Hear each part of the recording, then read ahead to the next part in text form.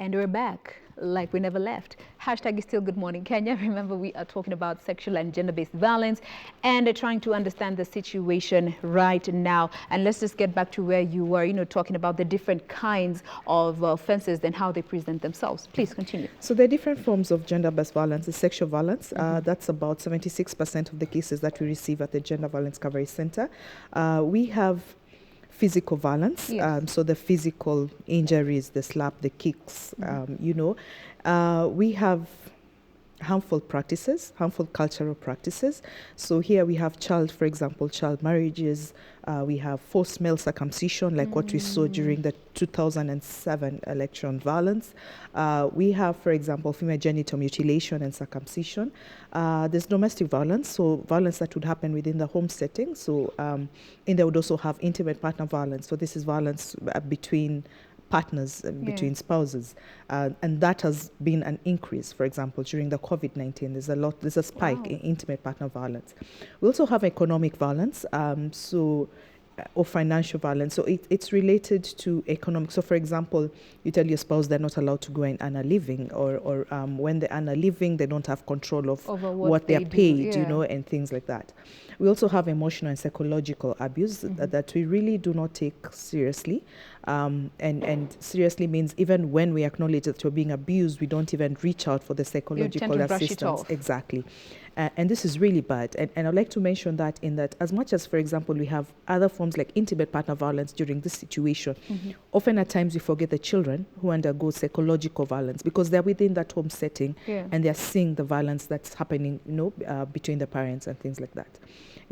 Earlier I'd also mentioned that the forms of violence and the prevalence of different forms of violence would be different as per setting. So, for example, in Kenya, when you look at the Kenya Demographic Health Survey, there's certain areas that would have a higher prevalence to female genital mutilation or to child abuse but a lot of times in the urban settings would have a bigger percentage of sexual violence and domestic violence. So that's usually very different as per different area, and that also then addresses the need to have interventions like primary prevention activities or awareness activities that are very customized and targeted, because then the approaches would be very different. If you go, for example, to female genital mutilation, you'd have there's custodians of culture, they're Morans or they're elders. So it's not just having discussions with the women and girls, but everyone else then who calls the shots. Now, looking at what you have been seeing at the Gender Violence Recovery Center, when it comes to gender issues, which gender is reporting more of these cases? Is it the male or the female, especially now that we are in this pandemic? So we have more females reporting cases of gender-based violence. This is about 90% of the cases. Okay. And it has, there are different reasons for this. So one, we have what we call the gender or the social norms. So it's the women, for example, who would have to stay home and take care of the children, their children are home, their families. Again, 70%, for example, of the healthcare workforce globally, also confirmed that with my husband today morning, are women. So you also have the stresses of them being as frontline healthcare workers, but also they need to play their roles as women. So you find it's the women who are getting most of the stresses.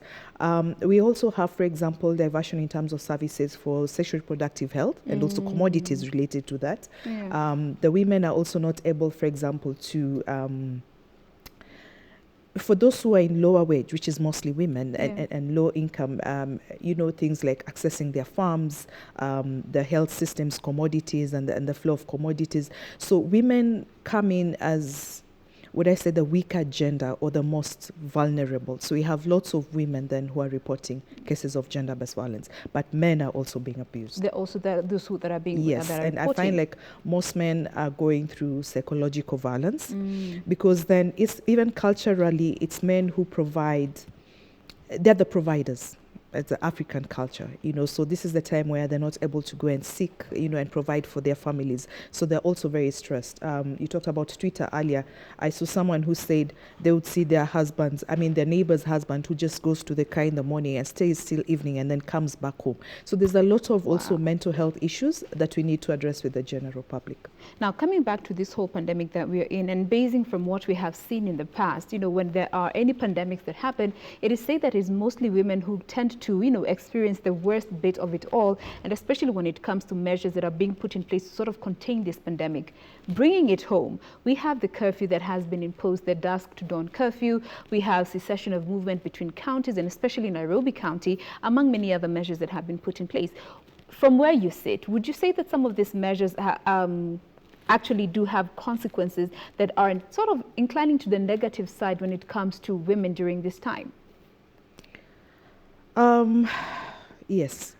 And a lot of times during the pandemic, that's what happens.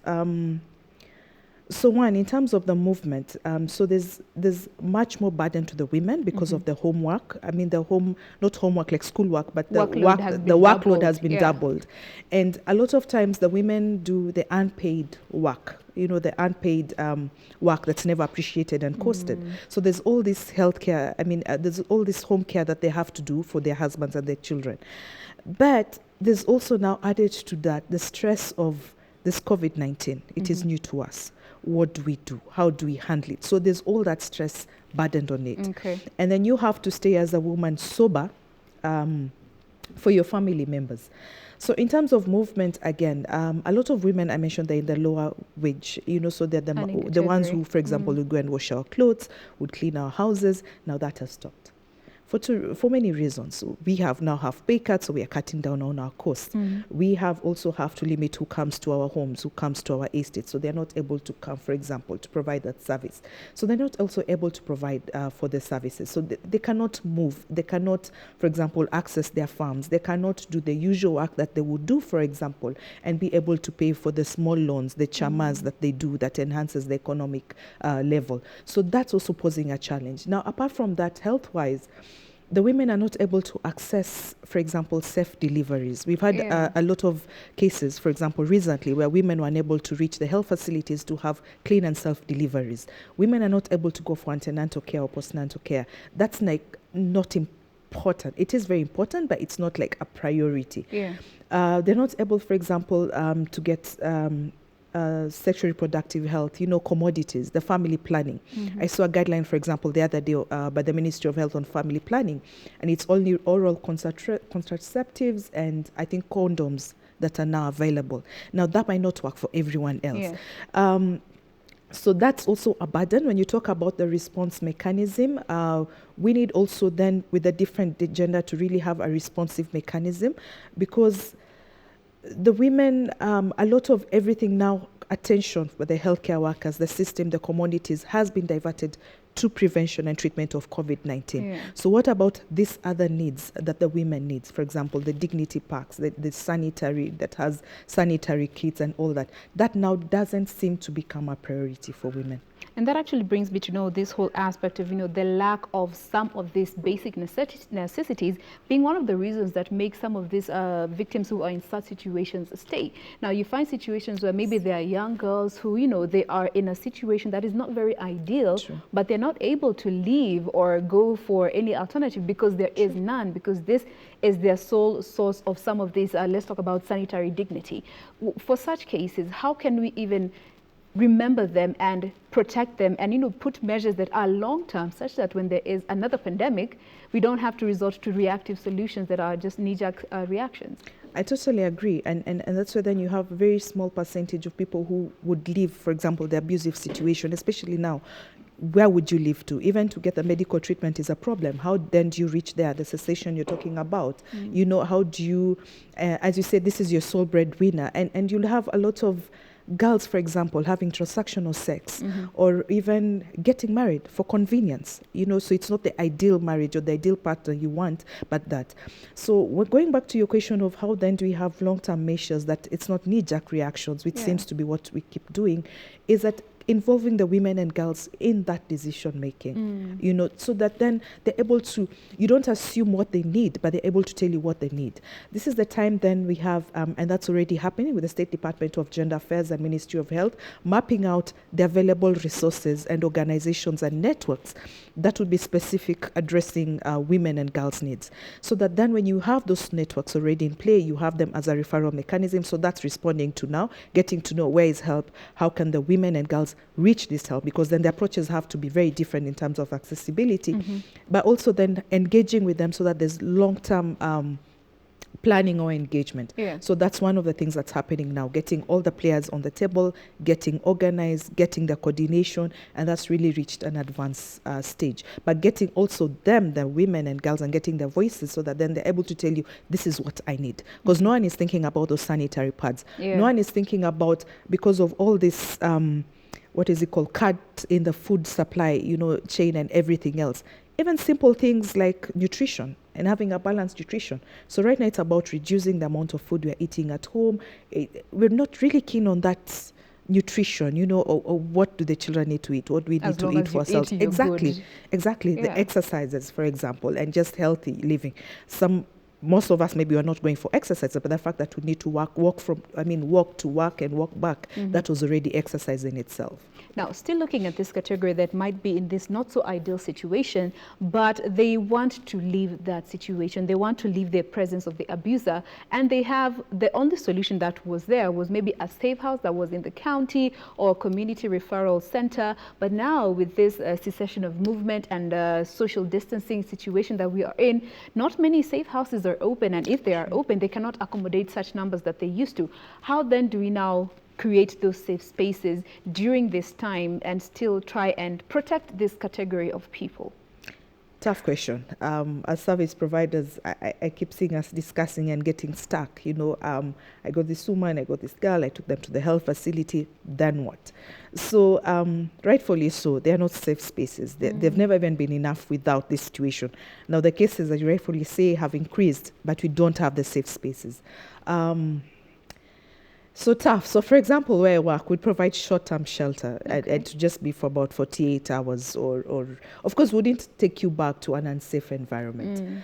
But we're trying to work really hard with the State Department of Gender Affairs and figure out where can we have some temporary shelters. Makeshift, yeah, but we also have lots of case management and social workers. Even at the county level, we have county social workers and also CSOs or NGO social workers. And what is happening is there's also the reintegration model, where instead of taking you back to this unsafe environment, they would have social assessments and follow up and make sure that you'd go maybe to a different, your family member, but a place that you'd be safe. And they'd follow up and make sure that you're safe. So their protection also measures that are in place with the police also, together with the National Police Service.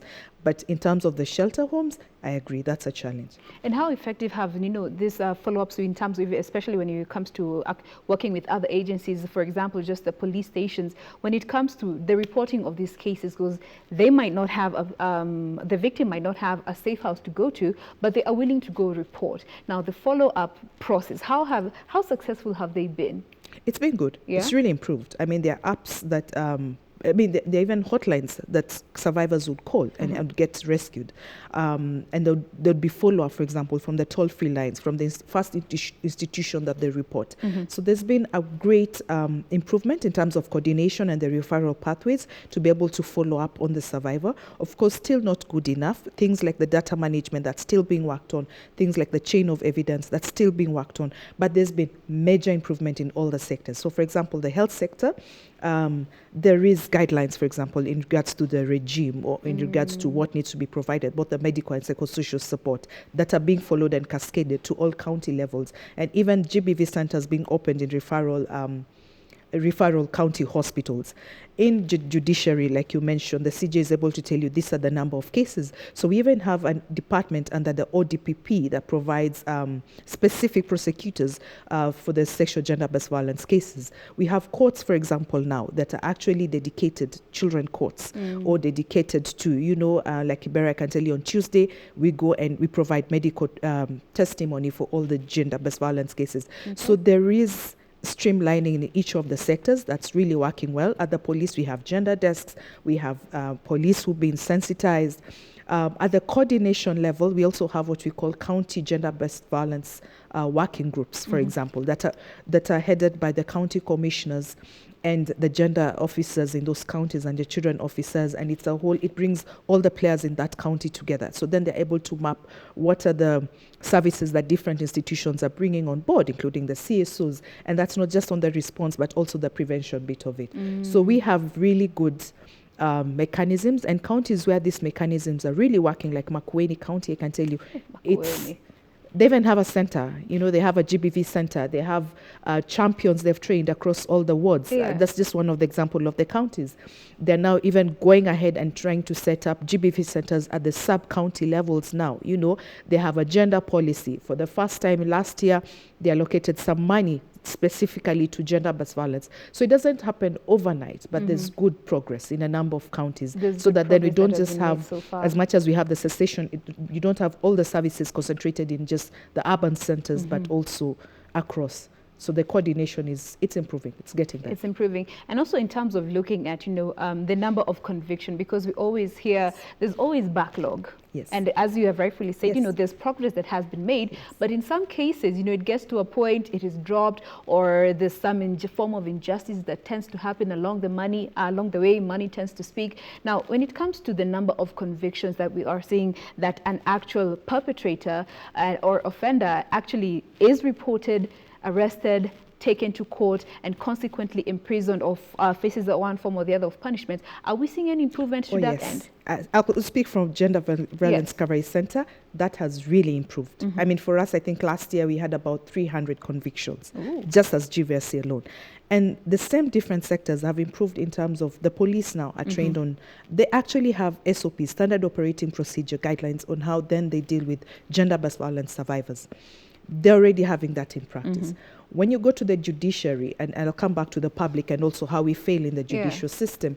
When you go to the judiciary, for example, there are weeks, they call them, I can't remember what they call them, but there are weeks where they dedicate it. I know about Milimani, I know about, they've done that in Makueni a few months ago. I know a number of counties that have done that. They'll dedicate a whole week where they're dealing with all the backlog just on GBV cases. So that's happening. Okay. And there's a lot of learning. Sometimes it was also not understanding the laws, and that's when then you're talking about the injustices. Taking advantage of the loopholes. Exactly. So the loophole, so you're not able to, for example, give sentencing in line with the laws, but that's happening now. Now, what we do not understand as the public is that we also play a part in the access to justice system, and it needs to start with us. Okay. So one, when we are, God forbid, abused, we need to report within 72 hours. So one, report within 72 hours to get the prophylactic treatment, but also get the evidence collected. But again, a lot of us do not report. I'll just tell you about only 10 to 15% that would go and report and follow up. So we only have very few of us then reporting. So what happens when we do not reduce the impunity, because then it's less reporting and people feel we can always get away with it. So that's the problem. We as a people have tended to normalize it. Exactly. So it starts with our own selves. Even, for example, our workplaces. We have policies that speak to sexual harassment, to speak to anti-gender-based violence policies, for example. Do you call each other out when we misbehave? Do I see my niece or my nephew abused and I talk and forget that we need to hush it up as a family affair? So a lot of those things happen. Exactly. Or I'm being abused, but I have to condone it because, okay, jinaya familia, and and how will I'm going to lose all this property? Because, so it's about us calling each other out. It's about us also not being bystanders. But do you think our cultural, reservations play a role in that? Of course they do. This hush. Of course it does, but it's really wrong, and the bystander attitude is what pisses me off. There's once a lady was killed in Kasarani. The neighbors heard her screaming from 2 a.m. So they said to go and check at 7:30, she was dead. But that's the norm. They usually just beat each other like that. Yeah, exactly. On a kwanga evil. So that's the problem. That's the problem with. So it's not just the justice system.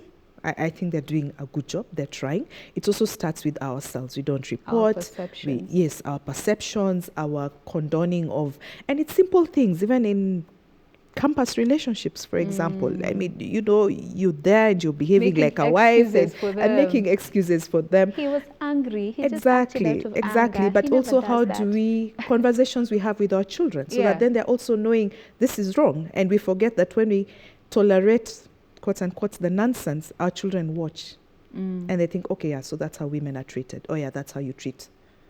That's how you treat women as a man. So they grow with it, and they tend to think that's the way to be. So Now that's what we need to break and have those conversations. That actually brings me now to the awareness levels. And from what age does it need to start? When do we need to start having these conversations with our children, especially given that, what they see affects them more than what you tell them. But then again, we tend to show them more than we speak to them about these things. And as you have said, they grow up seeing mom being battered here and there, dad being battered here and there, and they think, okay, even though that's how marriage is, that's how things are. Awareness levels, at what age do we need to start having these conversations with our children especially? So it starts with the showing, because by the time they start having conversations with you, I'm assuming, and interestingly, even a few months old babies understand when you're not happy. Yes, they do. Yeah? Oh, they do. So it's not even about happiness. They can tell there's tension. Feel, yeah, they can feel it. So it's about the modeling bit of it. So even when they're young, that they can't talk, do we shout at each other? Do we treat each other so badly? In their presence. In their presence. So it starts from there. I keep joking, but it's serious about the toys that we buy. It starts with the self-esteems and limitations we do. So buy for this boy the aeroplanes, the cars, the guns, and then you buy for the girl the cooking pot. So you're telling her she can never be this engineer, or she can never be this pilot, or Yours she can is never to cook. Yeah. Yours is the mechanical bits. So you have these two children. So even before the conversations, you have these two children, boy and girl, or boy or girl only, and it's only the girl who has to have vitu kwa meza, enda washe vyombo. You have to clean up before you join your brother to play. So you're already showing them that there are limitations. Of course, we are different biologically, but they are like gender equalities that we need to, maintain and strive to be there. So it starts from that. So conversations, again, starts even when they're really small, maybe 3 years. No one should touch your swimming costume area. No one should touch you of like course, this. It's appropriate in a way that they can understand. Exactly. Not everyone should wash you, and also ourselves taking time to be there with our kids, at least even once in a while as we work so hard. Wash your child. So that's where you're able to see these marks that are abnormal. You're able to see how does your child react. Being there, the things we call regression, so your child, for example, so just being on the lookout and having those conversations, don't get gifts from strangers. So a lot of children, for example, would undergo repeated abuse and we'd only know after, a long time, because what you said much earlier, it's not a stranger, it's people they trust, it's people they, stay around with, they believe in. So we need to have those conversations, even if so-and-so is your uncle, is your aunt, is your what, you shouldn't, they shouldn't touch your area. But it's not just about touching, it's also about the language. Yeah, so once someone really senior was telling me how their friend, the watchman used to show the child pornography, and the child started masturbating and all that. So it's about also having conversations, not just with your child, but also all the people around you. You could try your best, but it could be your help, it could be your neighbor, it could be, but again, also building the self-esteem and assertiveness in your own child and having really open conversations. Now, it's hard. But speaking of open conversations, and this is an area that I find so many parents, shying away from when it comes to teaching our children about their body parts. We tend to give some of these private areas names that children you might think are, child-friendly, more appropriate, but in real life, somebody might take advantage of them, and they might not know that this private part is called this in real life. Do you think we need to be just talking to our children and letting them know that these are called the breast, this what body part is called, just to keep them aware and know that, this is not supposed to happen to this part of your body from a stranger or anybody who is going to violate you in any way? No, I think we should. Some of these pet names, we need to drop them? I think we should. Yeah. I mean, it's what it is. It's hard, as I said, because then we were really raised very differently, but they are different, and we don't teach them. They learn it from the internet. They learn it from their peers. They learn it from, and using the pet names. So we should be open, of course. We should be also let them know that, for example, they can't use some of the names of the body parts just in open and just drop the name like that. But we should have really open conversations, again, age appropriate. And some of the things that has happened, for example, the Ministry of Education and Teacher Service Commission is that they're also having clubs. They call them integrity clubs or life skill clubs. So they're having clubs where they have peer-to-peer discussions.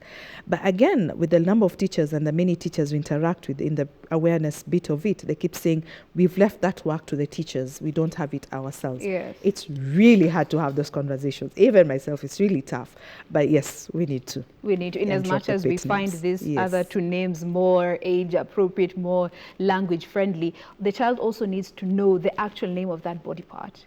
Yes, but again, Especially at times when the children come to our center and they're abused, and about 40% of the cases, they might not use the same body parts. They'll say alinekea mti, they'll use all these other names, madudu. But again, as a psychologist and the child psychologist and the magistrates, they're able to understand, or they're able to probe and even get the child, for example, through an art therapy or drawing therapy to be able to really understand, because that's also some of the areas that the alleged perpetrators would use to really brush off the case away. Yeah. So as a parent, we understand it's not easy. There's no manual to parenting, but these things are happening. But we also need to find a way to best protect our children. Now, still speaking of children, this is still the category that faces a lot of stigmatization and discrimination when it comes to some of these cases, and still our younger boys and girls in the teen category. When it comes to dealing with stigmatization and discrimination after reporting some of these cases, because some of them might still want to go back home, but at home, the perpetrator is there. How then do we now deal with cases of stigmatization and discrimination from close family members that might say, "Mbono ulifanya hivyo," especially in cases where the name is important, the family name? Yeah, so it starts also with the wider community, even ourselves. So we've gone to schools where you'd find the teacher, so you are from GVRC, we're having a conversation saying, okay, enonlete ule kijana ule alisodomaiziwa, and he's shouting outside the staff room. So it starts again with all of us,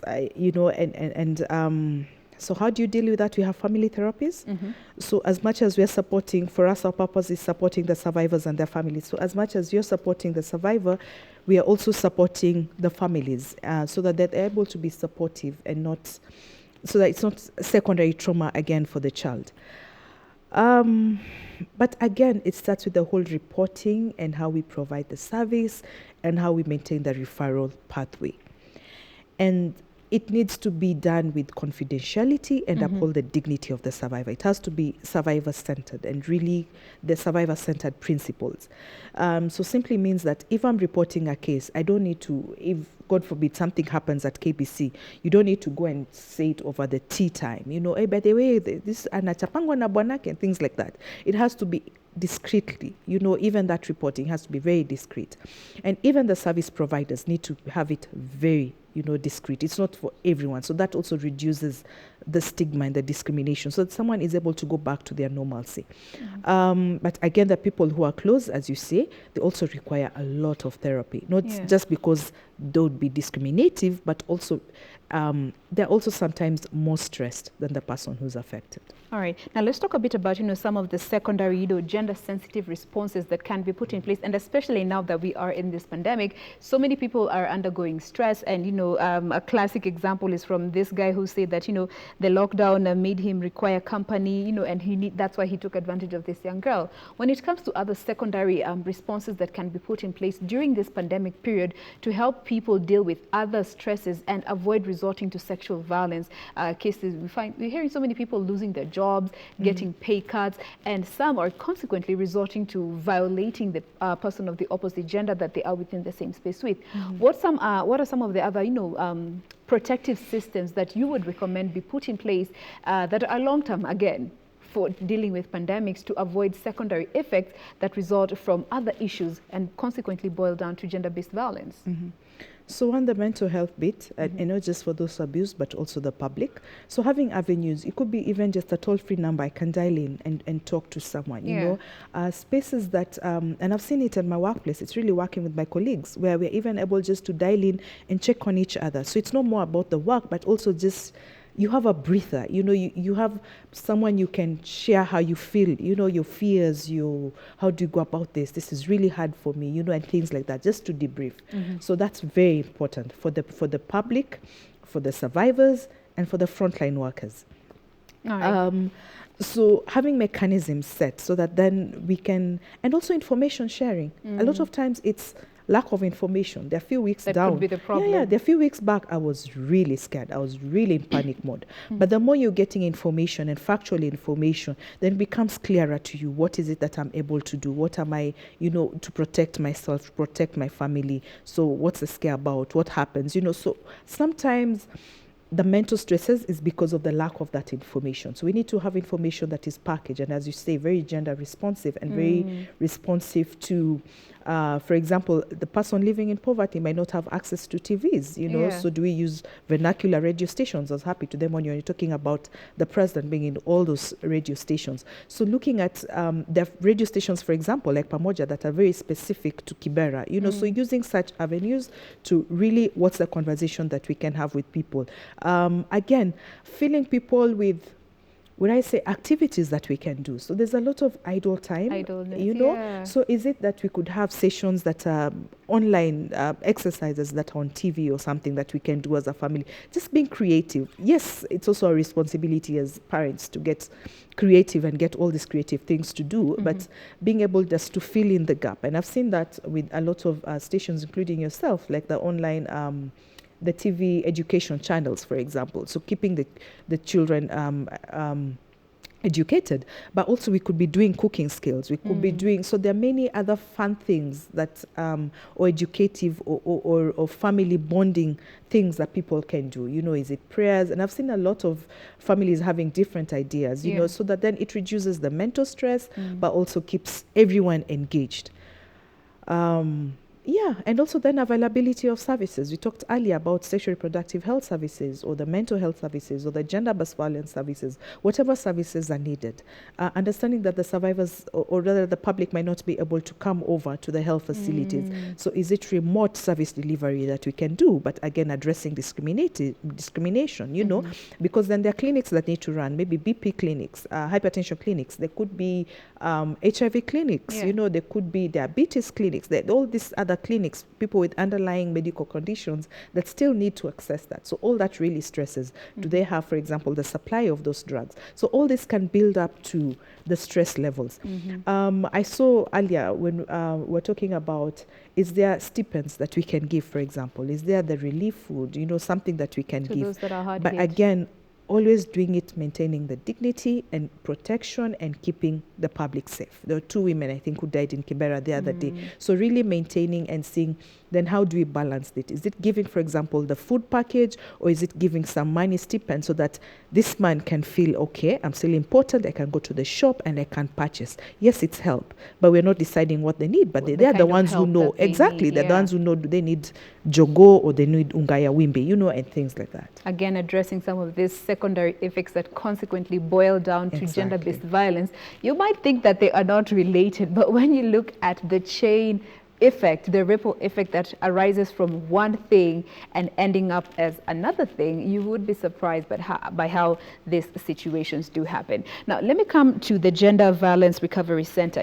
We have been mentioning it and talking about it, but our viewers might want to know more about the Gender Recovery Center. Tell us a bit more about, the background to the formation of this recovery center.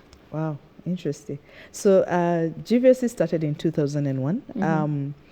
It wasn't GVC, it was a private hospital, Nairobi Women's Hospital, and they thought that they would support 1 or 2 rape cases. They didn't think there would be many.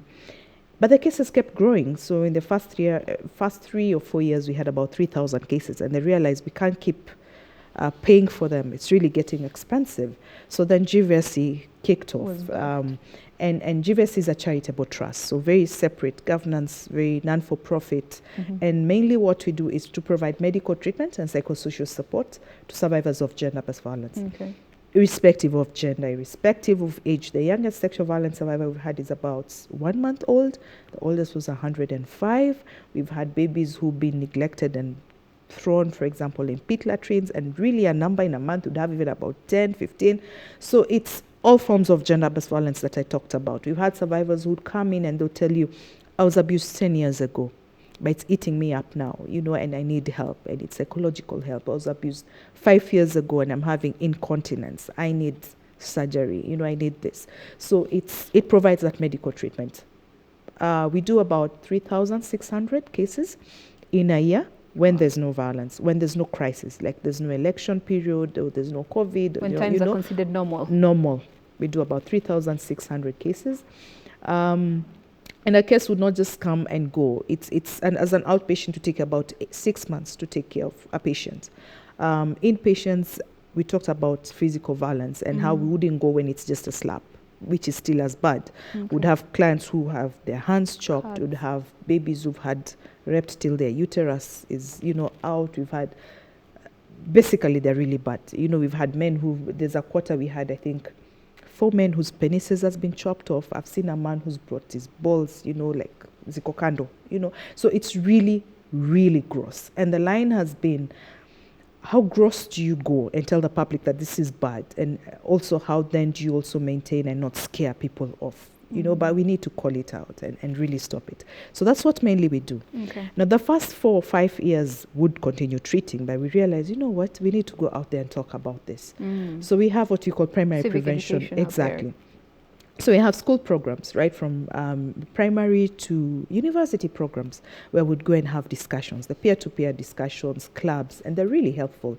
And in university, for example, not just talk about gender-based violence, we talk about all the vices, everything else, from drugs to everything else that's happening. So they're very age appropriate. In schools, we have clubs, amazing clubs across the country. The primary prevention is across the country, and we've seen schools where truancy levels dropped. We've seen schools where performance increased. We've seen schools where we'd work with teachers and they would get president, honored by the president. I mean, it's been an amazing journey, and it's usually a whole package of engaging the children, the parents, the teachers. It's really nice. We also enhance capacity of service providers. So we'd work with the National Police Service, we'd work with the Teacher Service Commission, we'd work with healthcare providers, we'd work with corporates, we'd work in the commodity sector, like the tea sector. So very specific targeted programs, creating awareness, developing policies, helping them have their own response mechanisms, for example, mental health awareness, cascading and having conversations, even at a corporate level, for corporates. So willing to do one for KBC when invited. So just to have conversations, because then it's interesting that we would think people know about gender-based violence, but when you go to a corporate, someone would ask you, okay, so how do I protect my child? So how do I know that my child is violated? Basic questions that you might just brush off. Exactly. So those are also conversations we have. We also try and influence practices, laws and policies. So for example, the national guidelines would contribute over about 19 or so years experience. This is what we did with this, with other partners. So how can we get it at a national level so that then you're not making a difference just at an institutional level, but also a national level.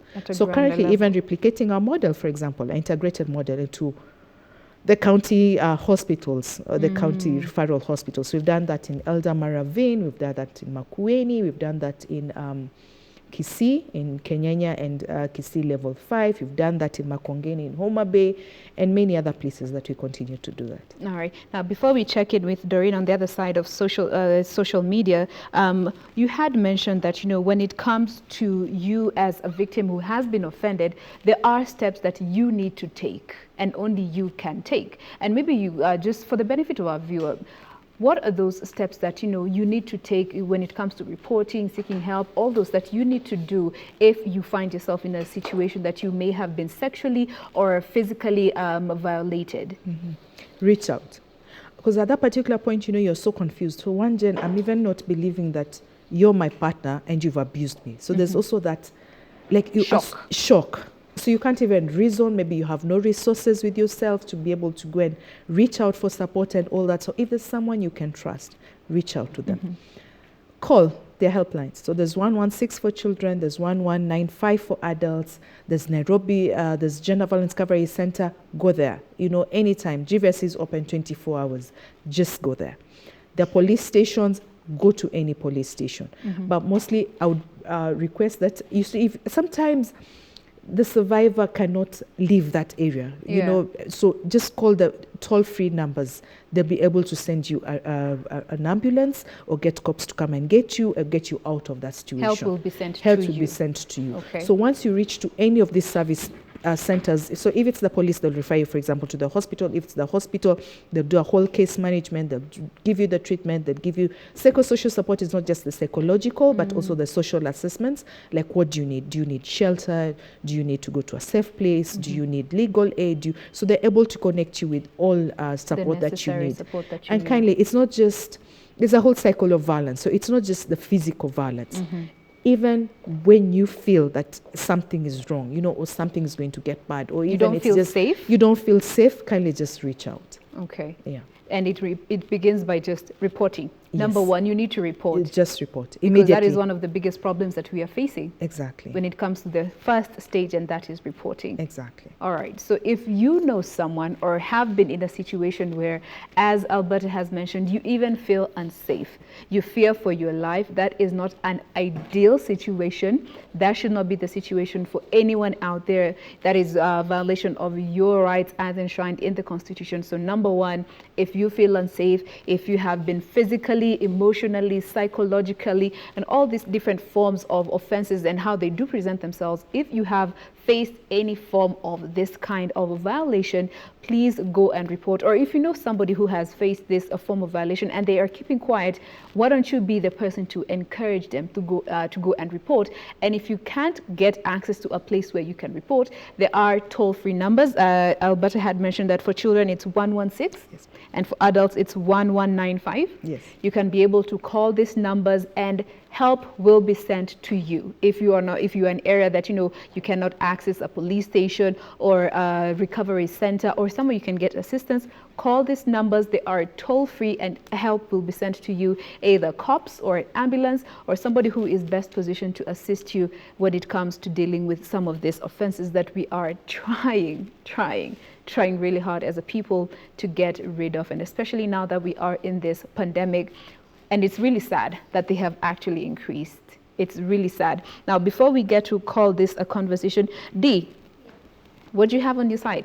Right. Remember, we are live on Facebook and on YouTube. You can stream live. That means if you're going about your businesses and you cannot have an access to a TV, but also on Twitter, our social media platforms are up and running at Jane Wambua, at Ram Aguko, at Ray Manyara, and mine at Doreen Arange, as well as at KBC Channel 1 TV. The hashtag is Good Morning Kenya. So in regards to the discussion about the sexual and gender-based violence, this is just some of the tweets that are really coming up, and people really feel like it is time we need to stand up, and this pandemic should not be an excuse. But let's look at this one. This is at Judy, who says that governments and international organizations must continue to ensure relevant information and systems are put in place to combat this gender-based violence at the forefront of this COVID-19 response. And just to put it out to our guest, Alberta, do you feel like, coming back to Kenya, do you feel like our governments have put up systems that can ensure that people can reach out, just aside from the toll-free number? And if not, which other systems can be put in place to enable people to speak out, especially when they have been affected by such kind of an issue? So yes, the government, I know working groups that are now working under the State Department of Gender Affairs, but also the Ministry of Health. So what they've done is that we've mapped out all service providers. So you need to update the referral database, for example, when an emergency like this happens. They are setting up, all partners. Now there's coordination both at the county levels, but also the national level. And there's a follow-up I think there are 2 meetings in a week just to follow up. Yes, it can get better. There is resources that have been put aside for gender-based violence, that I know. I need to follow up on then the next steps in terms of that. So yes, there are systems that are being put in place. All right. And help is there. And we're able to have different partners, and I know a couple of cases that have been able to be supported through these committees. Dee? Yeah, well, exactly. That goes to Judy as well as any other Kenyan who was wondering if there are systems set up by government to ensure that people can reach out. Well, just like Alberta has mentioned, there are systems set up, and that means you can reach out. Also, another one from @Justine saying that gender-based violence is not a women's issue. It is a human rights, public health, justice, patriarchal issue. So these are your issues too. So that means that it's not just women's, but these are issues of course of different other sectors. And she continues to say that at least 4 women tragically, of course, lost their lives in what we in different parts of different parts across the globe. She just mentioned some of them, but ideally from this tweet you're picking out that it is not a women's issue. And again, just to put it to Alberta, people tend to think that gender-based violence is just a women's issue and that the male counterpart do not suffer this kind of things, you know, for them as well. Just clarify for us, is it solely a women's issue or the male counterparts also get to suffer from this?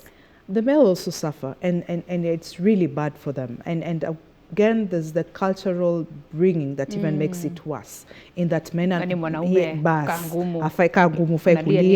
exactly. So they would really, really suffer and not talk about it. That includes also seeking for help. And even when they seek for help, the ones I've seen at GVRC would not even want. They want the help, but they just want the medical help. But it's very hard for them to talk about it or seek redress after that, or they can't just believe. They don't want the psychosocial assistance? Exactly. And sometimes when it's sexual violence, and for example, and they're not admitted, they would come for the PEP, the post-exposure prophylactic treatment, but sometimes not even tell their partners. It's that bad. You know, that means they can even expose their partners. So it's really, for them, very confidential. So yes, men get violated. We've had about 10% of the cases, and that means 400 in 1 year, just as GVRC. And it's all forms of violence. And these that have been reported. Those are so reported. You can imagine those that so go it's right unreported. from, I talked about the ones who got their manhood chopped. I've seen serious burns, you know, I've seen psychological, I've seen gang rape for men. You know, so it's all forms of violence.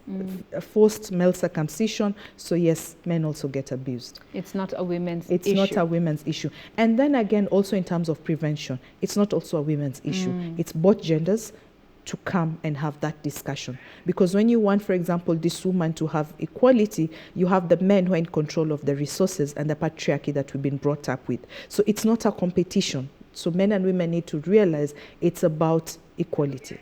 Now, before we get to crossover back to Doreen, you know, speaking of that, you know, platform where men and women are put together to talk about these issues, when it comes to dealing with these issues with our children, we tend to separate them when we're having these conversations.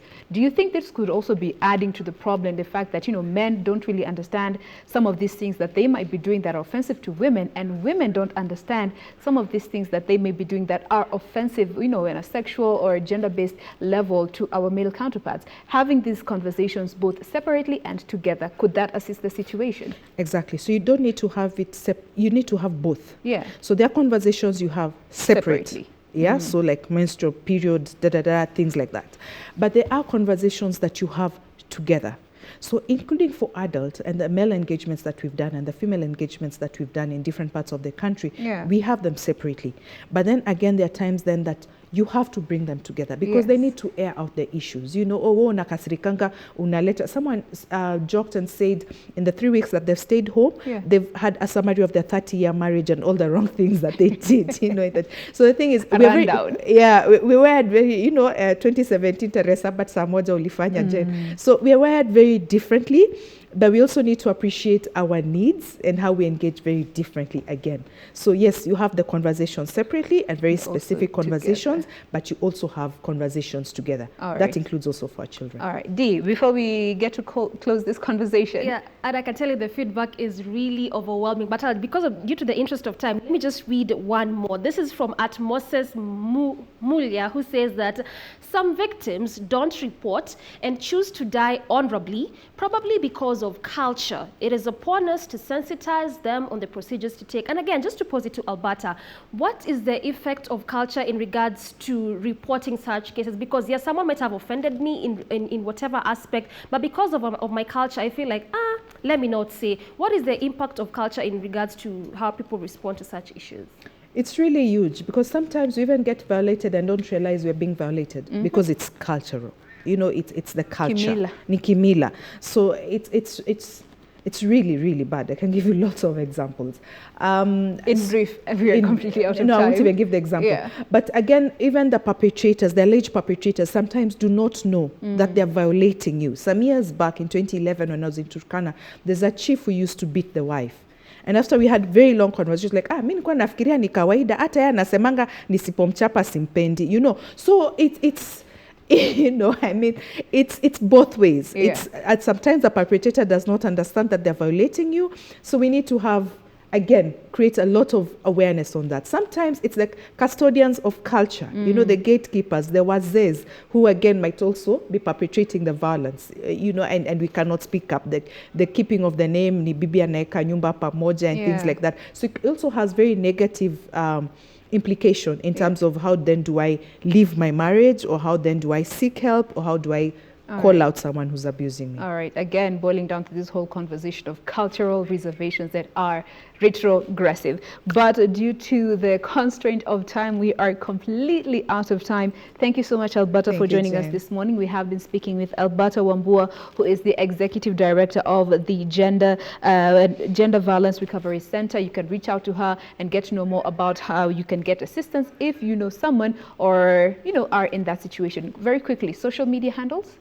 At GVRC Kenya. At GVRC Kenya. Yes. All right. So you can reach out and get the assistance that you need. Now, that is that from our end of things. Thank you so much for staying with us right here on Good Morning Kenya. And on behalf of the entire crew right here on Good Morning Kenya, we do say have a lovely day. Do, be sure to join us again tomorrow morning. My name is General Boy. Have a wonderful day. God bless. Thank you. Na amenigonga na nyama zenye